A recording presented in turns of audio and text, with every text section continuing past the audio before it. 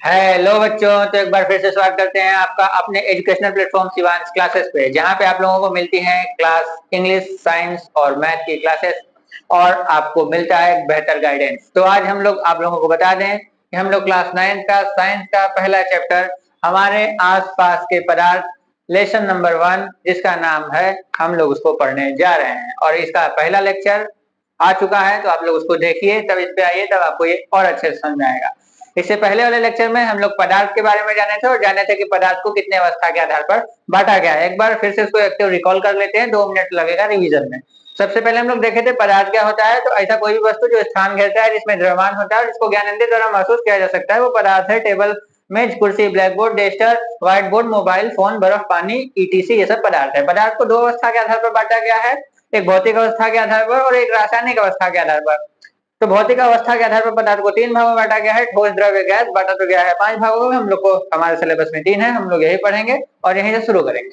दूसरे चैप्टर में रासायनिक अवस्था के आधार पर बांटा गया है, वो हम लोग चैप्टर नंबर 2 में देखेंगे। हम लोग देख लेते हैं ठोस, द्रव्य और गैस में क्या अंतर है। ठोस का आकार आयतन निश्चित रखता है, द्रव्य का आकार निश्चित नहीं रहता लेकिन आयतन निश्चित रहता है, और गैस का न तो आकार और न ही आयतन निश्चित होता है। ये सब जो इसका ठोस का मॉलिक्यूल बहुत पास पास होता है, द्रव्य का थोड़ा सा दूर होता है, गैस का बहुत दूर होता है। ठोस में रिक्त स्थान नहीं पाया जाता है, द्रव्य में पाया जाता है, गैस में बहुत ज्यादा पाया जाता है। ठोस में इंटरमोलिकुलर फोर्स बहुत ज्यादा होता है, द्रव्य में कम होता है, गैस में और कम होता है। ठोस को कंप्रेस नहीं किया जा सकता, द्रव्य को किया जा सकता है और गैस को सबसे ज्यादा किया जा सकता है। ठोस जो होता है वो बह नहीं सकता, द्रव्य थोड़ा सा बह सकता है, गैस सबसे ज्यादा बह सकता है।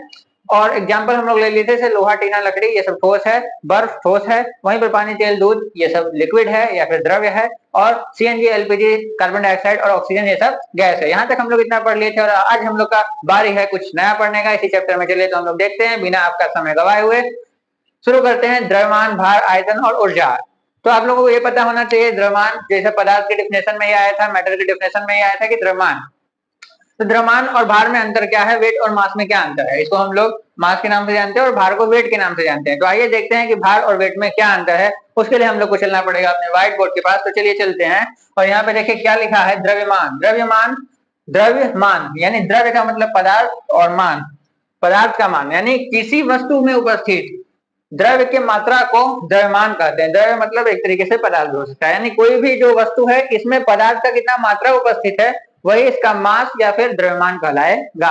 जैसे कि इस जो रुमाल है इसमें पदार्थ का कितना मात्रा उपस्थित है वही इस रुमाल का द्रव्यमान होगा। हाँ, द्रव्यमान आपका हर जगह परिवर्तनशील नहीं होता है, यानी हर जगह बदलता नहीं है। तो क्या सर भार बदल जाता है? आइए देखते हैं भार के साथ क्या होता है।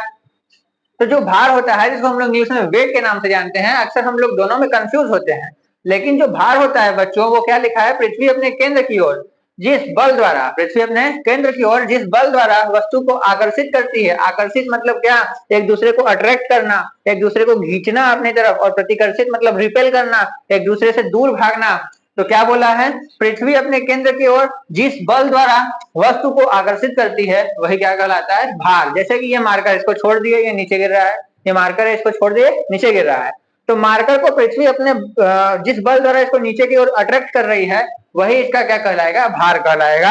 और ये ग्रेविटी पर निर्भर करता है, यानी गुरुत्वाकर्षण पर निर्भर करता है। यानी चांद पर हमारा वेट कुछ और होगा, पृथ्वी पर हमारा कुछ और होगा, और जगह जगह अनुसार ये भार बदल सकता है। लेकिन मास या फिर द्रव्यमान में ऐसा कुछ नहीं है।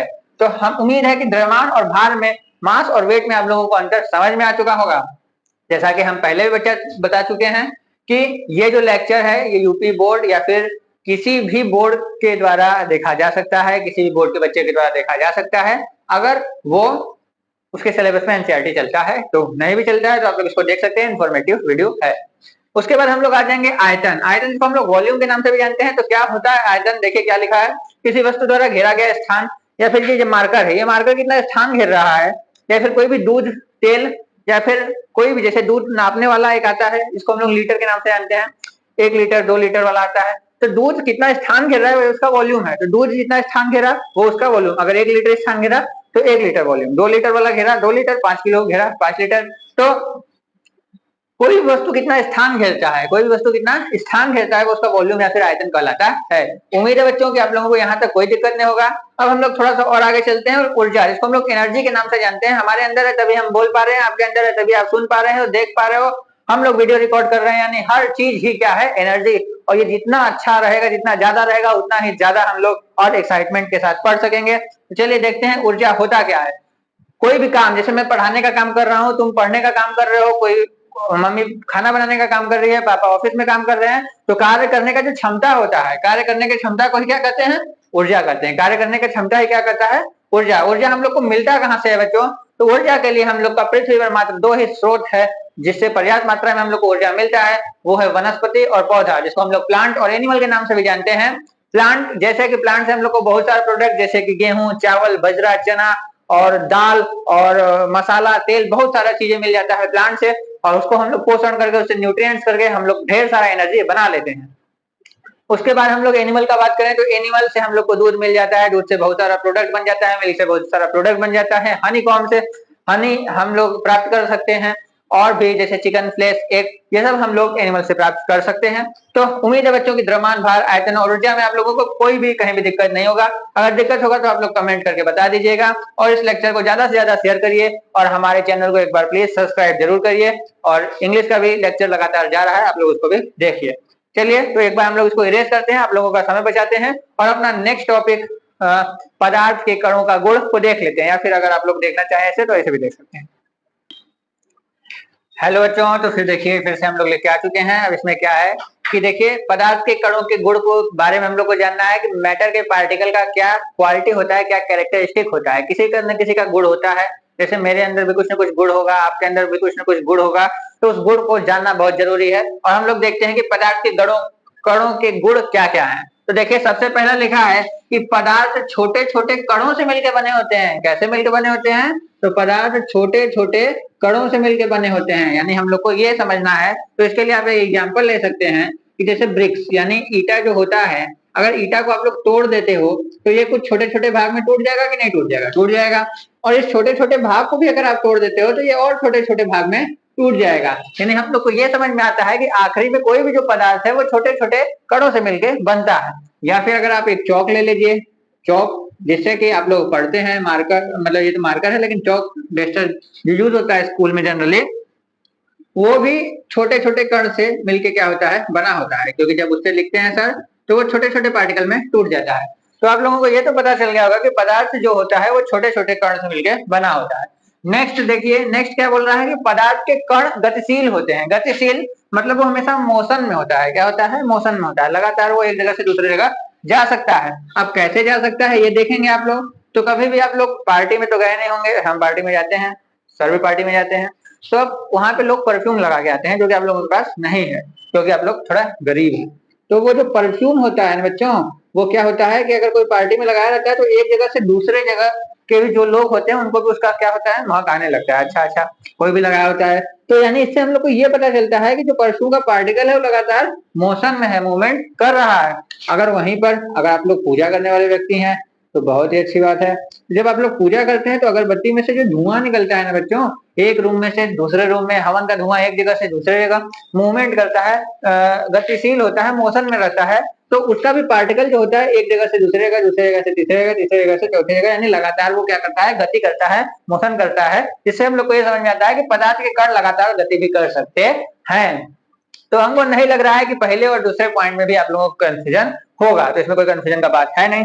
तीसरा पॉइंट क्या कहता है कि पदार्थ के कणों के मध्य रिक्त स्थान, रिक्त यानी फील इन द ब्लैंक्स, आप लोग फील इन द ब्लैंक वाला क्वेश्चन देखे होंगे, यानी रिक्त स्थान है, यानी वो जो ब्लैंक है, ब्लैंक स्पेस है, वो होता है कि नहीं? इसका एक्सपेरिमेंट भी हम लोग कर सकते हैं। आप बोलोगे कैसे कर सकते हैं सर? तो एक जार लीजिए, जार में कुछ वाटर आप भर लीजिए, ठीक है, वाटर भर लिया आप, ठीक है, भर लिए सर। अब इसमें कुछ एक चम्मच क्या ऐड कर दीजिए? एक चम्मच शुगर, या फिर जिसको हम लोग चीनी के नाम से भी जानते हैं, शुगर ऐड कर दीजिए। तो जो शुगर का पार्टिकल होगा ना बच्चा, वो जाके इसमें क्या होगा? डिजोल्व हो जाएगा।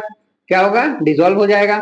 और इसका एक आप लेवल भी नाप लेंगे ना, इसका एक लेवल, तो फिर देखते हैं कि वाटर इससे ऊपर लेवल नहीं आता है। यानी हम लोग को ये पता चलता है कि पानी जितना था उतना ही रहा, उसमें 2 3 4 चम्मच जितना भी आप लोग चीनी ऐड करेंगे, 2 4 चम्मच ऐड करने के बाद भी पानी का लेवल नहीं बढ़ा, यानी चीनी कहाँ गया? जो पानी के बीच का, जैसे ये कण के बीच में कुछ मान लीजिए पानी का 2 कण है, इसके बीच में चीनी का कण आके डिजोल्व हो गया, उसका लेवल भी नहीं बढ़ा। इससे हम लोग को ये पता चल जाता है कि पदार्थ के कण के बीच में कहीं ना कहीं रिक्त स्थान होता है।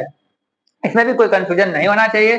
नहीं तो अगर आप लोग होली खेले होंगे तो बाल्टी में जब आप लोग रंग मिलाते हैं तो रंग क्या ज्यादा हो तो बाहर गिरने लगता है, ऐसा नहीं होता है, जितना उसका लेवल रहता है उतना ही रहता है। जैसे हम लोग को यह पता चलता है कि पदार्थ के कण के बीच में कुछ न कुछ रिक्त स्थान या फिर खाली जगह है, जहां पर कोई दूसरा पदार्थ घोलने पर उसका स्थान ग्रहण कर ले रहा है। इससे हम लोग को यह पता चलता है, और ये तीसरा पॉइंट भी हम लोग का क्लियर हो गया। अब देखिए चौथा पॉइंट क्या बोल रहा है और क्या समझाना चाह रहा है। ये बोल रहा है कि पदार्थ के कणों में आकर्षण होता है। आकर्षण मतलब आपको बता चुके हैं कि अट्रैक्शन। अब अट्रैक्शन कैसे होगा, जैसे जो भी वस्तु है वो उसी अवस्था में रहता है कि नहीं। अगर आप ही हैं, अगर आपको हम घर से बाहर जाके फेंक देंगे तो आप लोग घर से बाहर निकल जाओगे तो नहीं, मेरा विरोध करोगे। क्यों? क्योंकि कोई भी पदार्थ अपने अवस्था परिवर्तन का क्या करता है, विरोध करता है। अपने स्टेज में जब भी किसी को चेंज करोगे ना तो वो आसानी से चेंज नहीं होगा। इसीलिए हम लोग को कुछ मेहनत करना पड़ता है, या तो हम लोग को वहां पर क्या करना पड़ता है, टेम्परेचर बढ़ा देना या घटा देना पड़ता है, या तो प्रेशर बढ़ा देना या फिर घटा देना पड़ता है, तभी वो अपने स्टेट में चेंज कर पाता है। यानी जो पदार्थ होता है उसके कण के मध्य क्या होता है, उसके कण के मध्य अट्रैक्शन फोर्स लगा होता है। उसके कण जो होता है वो एक दूसरे को लगातार निरंतर आकर्षित करते रहते हैं, एक दूसरे को खींचते रहते हैं, जिसकी वजह से वो उसी अवस्था में पाया जाता है। ये चारों टॉपिक आप लोगों को क्लियर हो गया होगा। हमको नहीं लग रहा है कि अगर इसमें भी कोई दिक्कत है तो आप लोग एक बार फिर से इसको पीछे से देख सकते हैं और आप लोगों का रिवीजन भी हो जाएगा। तो आज के लिए मेरे हिसाब से इतना बहुत है। फिर हम लोग नेक्स्ट लेक्चर जब लाएंगे तो हम लोग देखेंगे कि प्रेशर और टेम्परेचर का इफेक्ट कैसे पड़ता है पदार्थ के ऊपर। ठीक है, तो अगर आप लोग सीबीएसई बोर्ड से हैं, अगर आप लोग सीबीएसई बोर्ड से भी देखना चाह रहे हैं, तो अगर आप लोग को चाहिए कि सर हमको इंग्लिश में भी बता दीजिए, तो सेम ये तो लैंग्वेज है, हम तो इंग्लिश में हिंदी में किसी में भी समझा सकते हैं। तो आप लोग एक बार कमेंट करिएगा, हम इंग्लिश वाला भी वीडियो लाएंगे। अगर आप लोग क्लास 10th में हैं तो क्लास 10th का भी हो सकता है वीडियो जल्द ही जल्द आना शुरू हो जाए। चलिए तब तक के लिए हर हर महादेव, जय श्री राम। मिलते हैं छोटे से ब्रेक के बाद, तब तक के लिए राधे राधे।